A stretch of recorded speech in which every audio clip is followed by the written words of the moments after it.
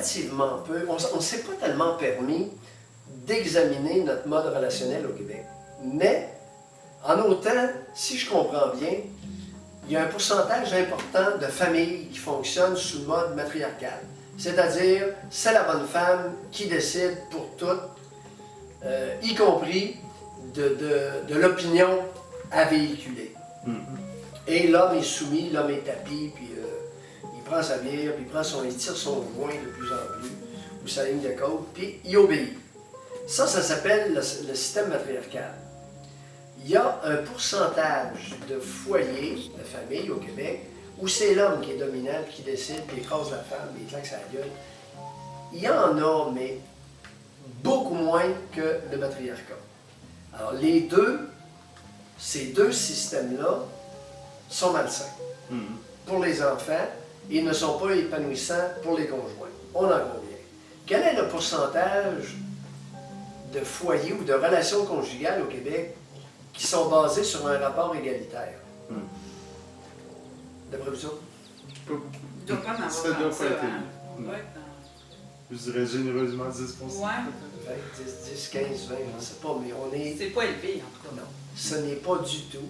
Et ça devient intéressant. Si mon analyse est bonne, ça devient intéressant parce que ça ouvre la porte sur un devenir.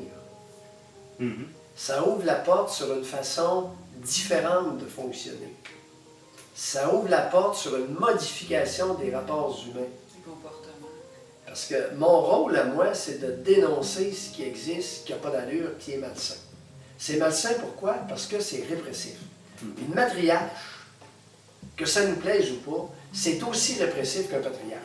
Oui, tout à Tout fait. à fait. Et je peux vous assurer qu'un système matriarcal, la bonne femme, même si elle est moins forte que le bonhomme, quand elle fesse le petit 3-4 ans, elle fesse aussi fort. Vous allez me dire, ouais, mais quand... c'est parce qu'on a tendance à dire, ouais, une bonne femme, même si elle est dominante, elle ne met pas le gars en danger. Non, mais elle met les enfants en danger. Elle crée une atmosphère d'intimidation pour les tout-petits, par exemple, notre matriarche. Oui. C'est ah ouais, oui! Et c'est là qu'elle va réprimer la sexualité du petit garçon et de la petite fille, et ça va devenir vos futurs clients.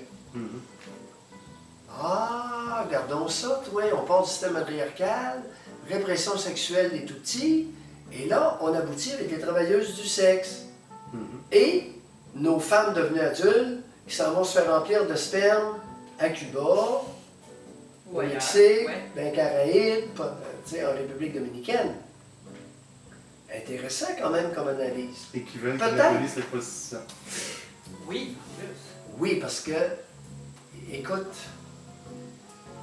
il faut bien comprendre que l'abolition des services sexuels entre adultes consentants est une menace au système matriarcal. Il n'y a pas grand monde, je ne pense pas que vous ayez entendu ça tellement souvent. Non, effectivement. L'abolition des services sexuels est une menace directe au matriarcat québécois. D'où, c'est pour ça que j'ai commencé à vous demander qui c'est qui s'oppose? Qui c'est qui s'oppose à la prostitution, à légaliser la prostitution ou accepter les services sexuels dans notre société? Ce sont des femmes. Ce sont des femmes qui sont, vous avez dit, des féministes. Oui. Aussi, féministes de carrière. Elles ont peur de perdre leur hégémonie, leur pouvoir. Leur pouvoir, pas de se réaliser, leur pouvoir d'écraser.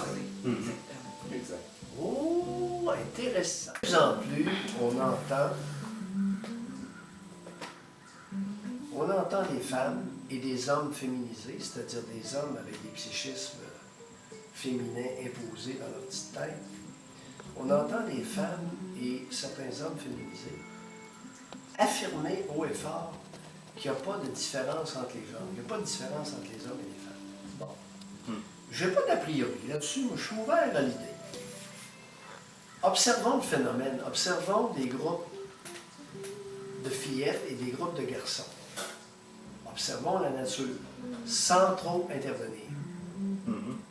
Observons des groupes d'adultes qui ont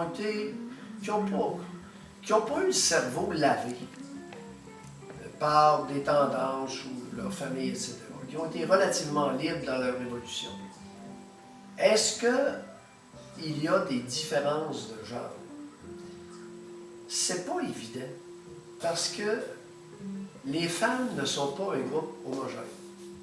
Les hommes ne sont pas un groupe homogène. Il y a toutes sortes de femmes. Les hommes sont un peu moins différents entre eux que les femmes le sont entre elles. Ça, je pense qu'on peut affirmer ça sans trop se tromper. Mais lorsqu'on compare les hommes et les femmes comme groupe, oui, il y a des femmes qui ressemblent à des hommes. Oui, ça arrive, où il y a des hommes qui sont naturellement efféminés. Je n'ai pas dit féminisés, efféminés. Bon. Qui naissent avec des manières plus féminines que d'autres. Tout ça existe. Alors, c'est pas les hommes et les femmes. Les hommes ne sont pas un groupe homogène. Les femmes ne sont pas un groupe homogène. Et dans tout ceci étant dit, quelles sont les différences, je dirais pas fondamentales, je dirais les plus souvent retrouvées? Ouais. Et ça, j'ai hâte qu'on étudie ça. Parce que dès que je parle de ça, ben là, Malou, il est sexiste, puis il est misogyne. Ah, je me fais traiter de tout ça dans mon dit affaires. Mais il y a une chose que je sais. J'ai l'impression que de nier les différences, que d'uniformiser tout le monde, on fait une sacrement d'erreur. Pourquoi on fait une erreur? Parce que c'est pas vrai. Non, c'est pas vrai. C'est pas vrai. C'est pas vrai que la plupart des petits garçons sont pareils comme la plupart des petites filles. C'est pas vrai. Puis c'est pas vrai que quand un groupe d'hommes épanouis, puis un groupe de femmes épanouies, qu'on peut les fusionner, puis c'est du pareil au même. C'est pas vrai. Non. C'est pas vrai, ça. Mais j'ai hâte que les psychologues, maintenant, c'est presque uniquement des femmes à l'université, j'ai hâte que les femmes psychologues étudient ça. Si elles sont capables, on peut peut-être les provoquer un peu. Est-ce que les femmes psychologues occupent majoritairement les postes de psychologie, puis même en recherche, est-ce qu'elles sont capables d'étudier les différences entre les genres? Je me sens provoquant, premier. Sur ce, à nouveau, sur ces propos grandiloquents, je pense que ça va être assez. Là, on commence à piquer pas mal de monde. Vous voulez avoir mon opinion, vous l'avez, puis vous allez faire du millage avec, vous allez avoir du fun. Absolument. Puis on vous en remercie. Ben, ça me fait plaisir.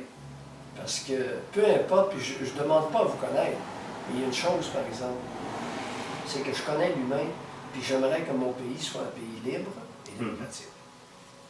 Le mot libre, là, mon libre, il est galvaudé. Ouais. Énormément. Si énormément. deux adultes n'ont pas le droit de s'offrir des services sexuels payés, sacrément, venez pas me dire qu'on est dans un pays libre. Est-ce qu'on peut parler de liberté? Oui, c'est ça. Ah, non, non, non, non, non, non, non, non. Au nom de la liberté. Tout à fait. Pays libre ou pas. Ça, là, c'est pas un pays libre. Non, absolument pas. C'est aussi ce qu'on s'est dit en voyant cette loi-là sortir. Et... Moi, là, mon cheval de bataille, ce serait la liberté. Sommes-nous dans un pays libre? Un Poser pays où la on fait question, des c'est- clients, des travailleurs du sexe, des criminels. Sommes-nous dans un pays libre? Est-ce qu'une femme a le droit d'offrir son sexe contre rémunération? Est-ce qu'un gars doit payer, là, ouais, ça vaut 100 piastres. Ou 200, ou 500 de l'heure, ou peu importe. La question, c'est ça. Sommes-nous dans un pays libre?